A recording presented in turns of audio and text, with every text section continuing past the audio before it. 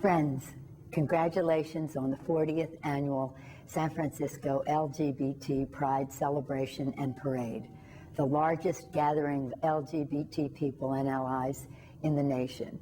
This occasion is indeed 40 and fabulous. The Lord saw that the wickedness of man was great in the earth, and that every intention of the thoughts of his heart was only evil continually. This wickedness was great. This wickedness was great. Every intention of the thoughts of his heart. And it was continuous all the time. Every thought, all the time. Is this unique? Is this because of the time in which this was occurring? No, this is the fruit of the fall. This is what it means to be in Adam. This is what he has handed down to all of us. That all of the thoughts of our heart are continually wicked all the time. And I know what you're saying. Well, that can't be true because, even people who are not Christians have thoughts that are not sinful. No, they don't. Every thought and every intention of the heart of man is only wicked all the time.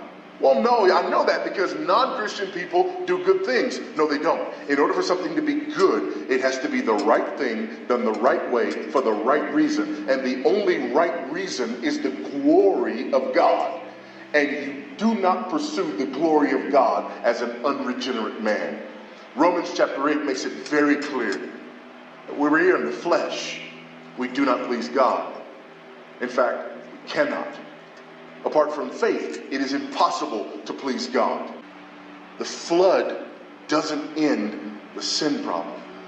So that statement that was true of the people in Noah's day who died in the flood is also true of you apart from Christ. It's true of me apart from Christ. What is happening here is not that God says, there's fantastic sinners out there, and I am going to flood the earth so that the fantastic sinners can be dealt with. And the people who are not sinners will get on the boat because they've earned it. No! The flood helps you to understand the magnitude of sin and of the holiness of God. If you think the only people beating on the doors to the ark as the water raised were tattooed men who were murderers and thieves and rapists, you better think again. There were grandmothers who drowned in the flood. Old men who drowned in the flood. Pillars of the community who drowned in the flood. The nice shop owner around the corner who, quote, never hurt anybody, drowned in the flood. The young lady with the beautiful smile drowned in the flood.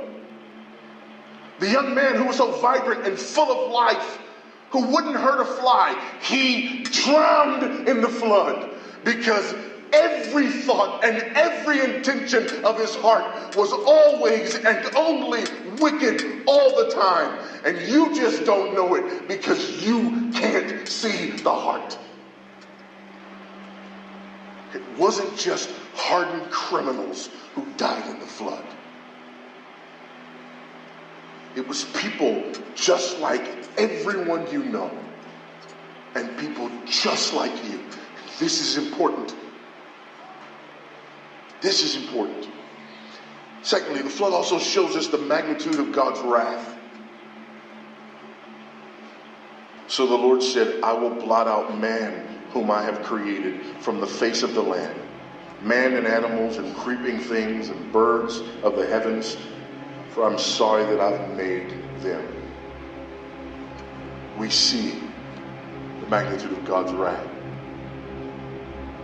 There's geological evidence everywhere on planet Earth of the worldwide flood. Everywhere. Geological evidence all over the face of the planet supports the idea of a worldwide flood. It happened. Just like the Bible says. This is the magnitude of the wrath of God. Every air-breathing thing that wasn't on the boat died. And finally, the flood shows us the magnitude of God's grace. Killed everybody. And we see his grace? Yes, we see his grace. Listen, there didn't have to be an ark. There didn't have to be an ark. Noah, Shem, Ham, Japheth, and their wives do not get on the ark because they deserved it.